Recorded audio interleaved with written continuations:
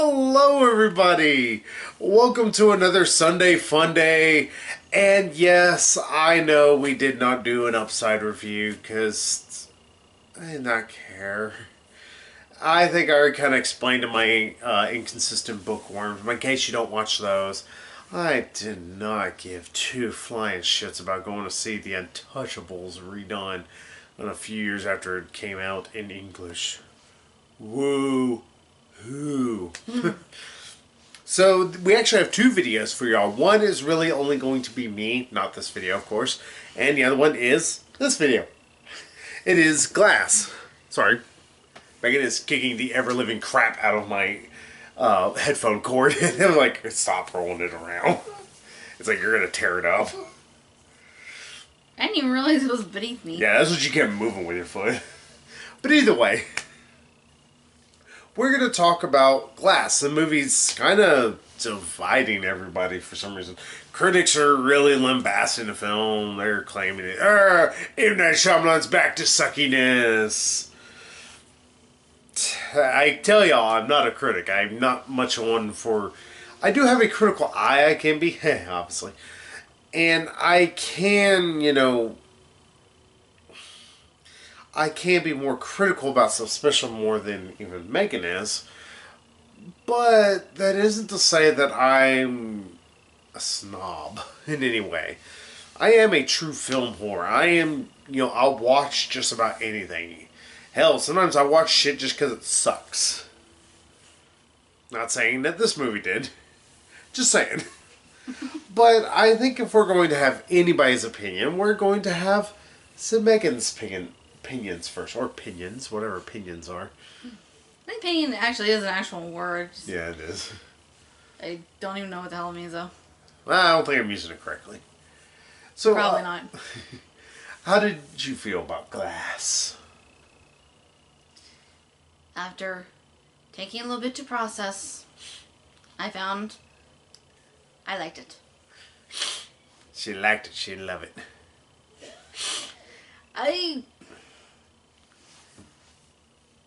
I will say the ending is bittersweet. I do not want to spoil anything. Yeah, we'll try not to spoil the movie too much. Just let y'all know how much we actually did care for the film. Yeah. Well, I do agree with you. In fact, I think I'm the one who originally told you, hey, it's kind of bittersweet. It does have a bittersweet kind of ending. And also, if I can get into a bit of a negative to start us off, the movie, much like Split and also Unbreakable, and it's kind of an M. Night Shyamalan thing, it's a little slow. It takes a little bit to get going. Yeah. I think this was almost a little quicker than Split to get going, because Split did take a good time. Though, to be fair, Split was more of a character study. To describe this movie without giving too much in way of details away, I think this, in comparison, like Unbreakable was not as much of a character study, Split was. This is almost a study in and of itself about comic books and the natures of superheroes. Unbreakable did touch upon it. In fact, I really love Unbreakable quite a bit. But I think more of it's looking into things in the nature of comic books and all that. Yeah, I'm sorry, I'm getting a little prophetic almost. But I think Unbreakables was almost accidental genius is the best way to describe it. This feels a lot more purposeful. It's like there's a lot more homages. There's a lot more actually speaking about the nature of hero, villain, in between. And also, what do they mean to our world? Not just their world that they exist in, but our world in and of itself. And I enjoyed the hell out of it. Because I'm a huge superhero nerd. I can't help it. I love seeing superheroes. Even if they're not in spandex, I like the fact that people, believing in, people with supernatural powers. Why do you think the mangas and all that I read, they tend to go towards, people with superhuman abilities? That's one of the major reasons why I love superheroes. So I enjoy, actually going through the study of actual superheroes. What about you?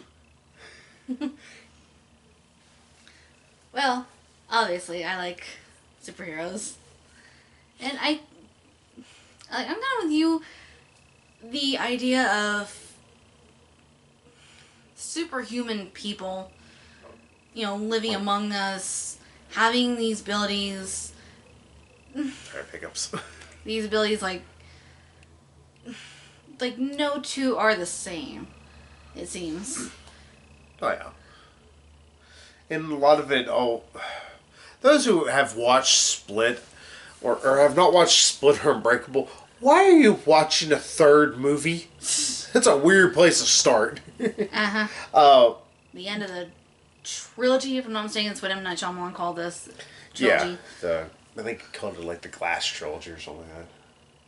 Oh. No, it's the 177. Something to do with that train that was in the first one. Oh, okay. At the beginning of the first movie of Unbreakable, of course. But yeah, we're gonna kind of spoil a little bit. To be fair, like all of these different characters, they're how they've described from Split's perspective.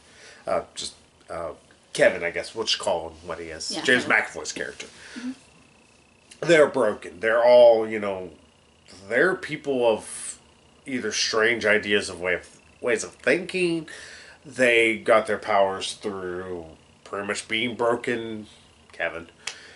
Or, they came across their powers or they learned their weaknesses and all that thanks to being injured or something like that. Yeah. And that's actually cool. I like that. That's kind of neat. It's like, it does still, like I said, it as much as it's a world about a guy who has super fragile bones is actually super brilliant, and also another guy who happens to have 24 different personalities, and one of them happens to be super, super strong and is able to climb walls like Spider-Man. And their guy's super strong and he's pretty much invincible unless he gets rained on, in all essence. It feels a little bit more real, for lack of a better term. And I know that was part of the idea, is to make these more realistic heroes. But it never felt too... Yeah, trying to give it a more natural explanation rather than the supernatural. Yeah. I don't mind supernatural explanations at all. I mean, hell, I don't mind, Superman, except for Man of Steel. Fuck that, that's not a movie. That is what we call a raping of my mind, Zack Snyder. Yeah, I don't mind stuff like that. And here, but I do like that, hey, this movie's not trying to set up these weird, arbitrary rules or anything like that. It's just like, these people just happen to be, and here's some explanation sort of how they came to be. Yeah, I like that. I mean, I like supernatural things, like supernatural origins, supernatural reasons for things happening, or why certain people have certain powers. I don't mind that. I like it. But I also kind of enjoy, like, kind of more natural explanation, like more grounded in reality. It makes it seem more like it's actually possible here in the real world. And I don't know, it almost, for lack of a better way to put it, it almost like gives me hope. Like maybe there are people out there who They do have powers. I would say they can do like extraordinary things and maybe able to help people. I don't know how my ability to be able to tell what time it is constantly without a clock is helpful, but I do have that ability. I also have the ability that I constantly sit at about 412 degrees, so. Now if I could project it. Mm-hmm. Especially when it's like, what? Oh, ow, my shoulder. Oh, God. Megan decided to put every ounce of weight in my left shoulder. I don't bend like that anymore. Not since the exorcism. Yeah. But, yeah. The interesting thing about this is it actually kind of melds all three movies pretty well. Or all two movies, I should say. I mean, you gotta think about it. It's like, you're taking a story, Unbreakable, that at this point was 19 years ago. Yeah, it even sounds like, the train accident 19 years ago. Yeah, it's like, Years oh before. God, I'm old. I just realized how old I am. But that whole, thing that happened, you're having to really combine that with Split, and there had to be some smart writing to try and help meld them a little better than they, seemed at first. Because really, the end of Split, where it showed that, hey, Bruce Willis's character from Unbreakable is actually a real guy, and so is the guy from, Unbreakable, that was Samuel L. Jackson's character. They are real. They're in the same universe as, James McAvoy's character. Yeah, they seem more supernatural, whereas James McAvoy's character, Kevin, was a bit more grounded in reality and more kind of a case of, like, if your mind can dream it, your mind can be it.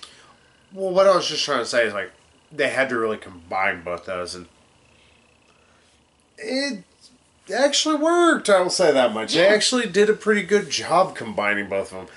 They still touch on, the elements of what Split did on, Though I think this one had a lot more to do with identity. A lot more of who is Kevin? What is Kevin? Yeah, we learned a little bit more about his parents and kind of why he is the way that he is. What fractured him so badly. Yeah. And I will also throw it out here. It's like, the movie also proves that you can do a superhero movie without having to have this massive fuck off budget, Hell, Logan did already show us that, and for a lesser extent, Split as well also showed that. This really shows that you're able to do more with less.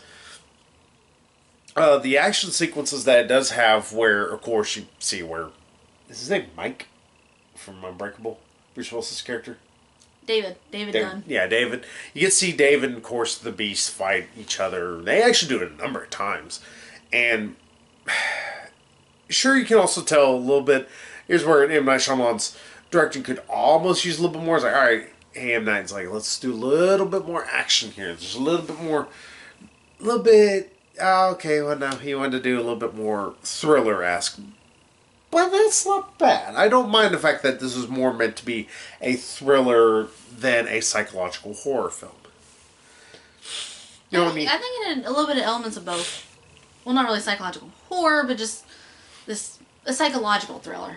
Yeah, but I like that, Split constantly kept teasing around the facts of what is the Beast, what is this thing, it's like, who is he, is he actually a thing, and oh god, it actually is. I do like what they did with all the different storylines, like you actually get to learn a lot more about Elijah, like Mr. Glass. You get to even still learn more about Kevin, which is pretty cool.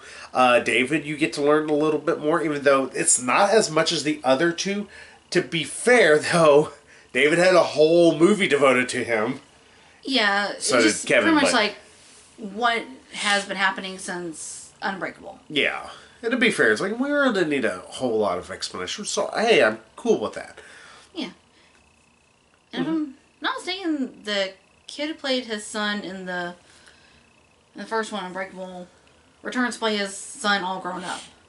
It looks like the if same not, kid. somebody who looks exactly fucking like that kid. That's a weird quinky dink then.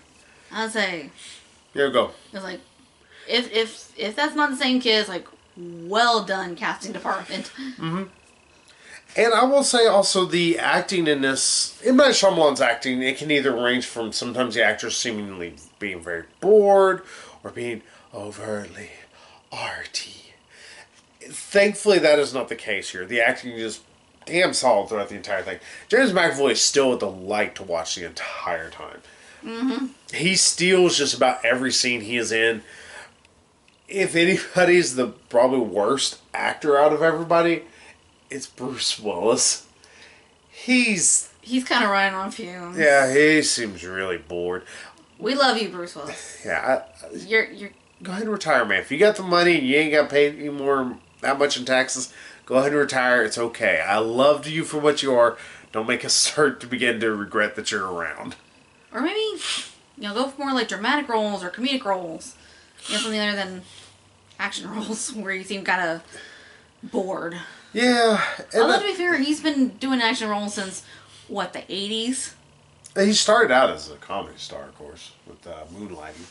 Yeah, but he's been doing these action movies since like the 80s. Is like 88, almost, or 89 almost is when Die Hard came out. That was his first real action movie. yeah, he's been doing this stuff for a long time. It's like it would make sense that he's getting kind of bored. I was like, yeah, same old, same old. Though I will still say, much like with Death Wish, where I didn't mind it as much, here again I don't mind it as much because it does make sense. He's an older guy. He's been doing this for nearly 20 years now. Yeah. So I would get him being a little bit more grizzled, a little bit more tired. Though where I think Mark Hamill though still has the tired, old, worn out of the world Grandpa Luke. God, grumpy Luke is the best thing ever still. Oh yeah. I love just grumpy ass Luke. Fuck you, I don't want this shit. Look at that one meme. Yeah. There was a hand that went with this. Whoops. I thought you just wanted a saber. Ugh, sorry. Damn it. Yeah, yeah, that's probably the worst in terms of acting. You got Bruce Willis. I was actually originally thinking that the Doctor was going to be a little, like, I was going to hate her.